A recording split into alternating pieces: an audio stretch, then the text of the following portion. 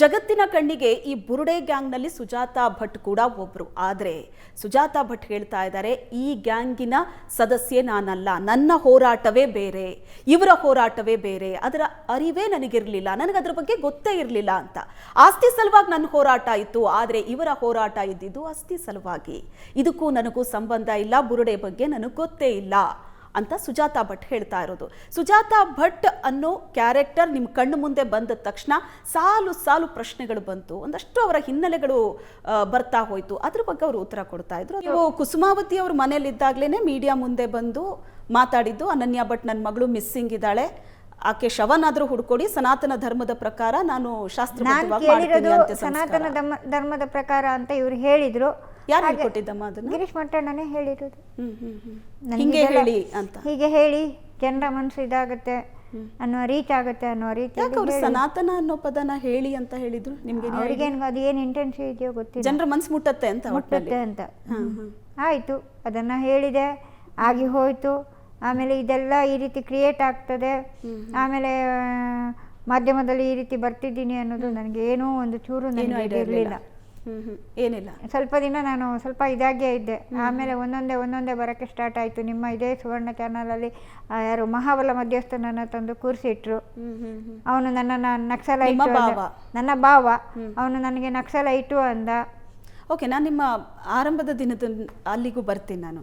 ಈಗ ಈ ವಿಷಯನೇ, ಈಗ ಕಂಪ್ಲೇಂಟ್ ಆಯಿತು ಅಂತ ಹೇಳಿದ್ರಿ, ಸನಾತನ ಧರ್ಮದ ಪ್ರಕಾರ ಅಂತ್ಯ ಸಂಸ್ಕಾರ ಮಾಡಬೇಕು ಅಂತ ನೀವು ಕಣ್ಣೀರು ಹಾಕಿ ಅಂತ ನಿಮಗೆ ಗಿರೀಶ್ ಮಟ್ಟಣ್ಣ ಅವರು ಹೇಳಿದರು. ಇವೆಲ್ಲ ಕುಸುಮಾವತಿ ಮನೇಲಿದ್ದಾಗ ಆಗಿತ್ತು. ಅಲ್ಲಿಂದ ಅದಾದಮೇಲೆ ನೀವು ತಿಮರೋಡಿ ನೋಡಿದ್ದು ಯಾವಾಗ ಫಸ್ಟು? ಇದೆಲ್ಲದ ನಂತರ ತಿಮರೋಡಿಯನ್ನು ನೋಡಿದ್ದು ಅದೇ, ನಾನು ಇದಕ್ಕೆ ಹೋಗಬೇಕಾಗಿದ್ರೆ ಮಾತ್ರ SP ಆಫೀಸಿಗೆ ಹೋಗೋ ದಿನ ಅಲ್ಲಿಗೆ ಹೋಗಿದ್ದು.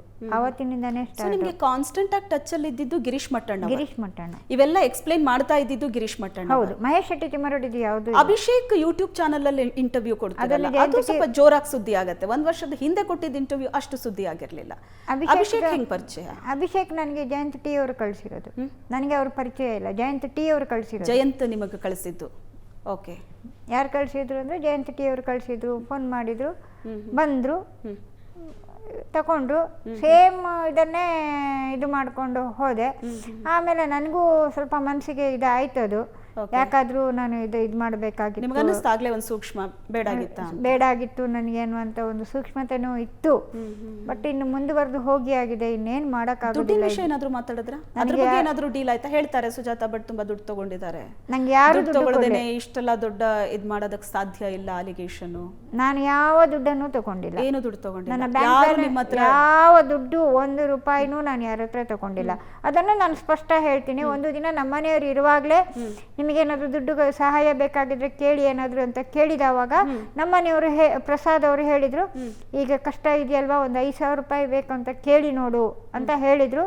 ಅದಕ್ಕೆ ನೀವೇ ಕೇಳಿ ಅಂತ ಹೇಳಿದೆ. ನಿಮಗೆ ದುಡ್ಡು ಬೇಕಾದ್ರೆ ಕೇಳಿ ಕೊಡ್ತೀನಿ ಅಂತ ಹೇಳಿದ್ರು.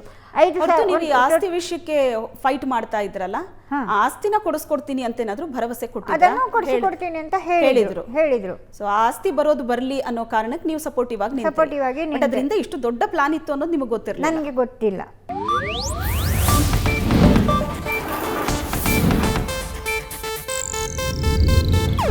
ಇದು ಏಷ್ಯಾನೆಟ್ ನ್ಯೂಸ್ ನೆಟ್ವರ್ಕ್ ಪ್ರಸ್ತುತಿ.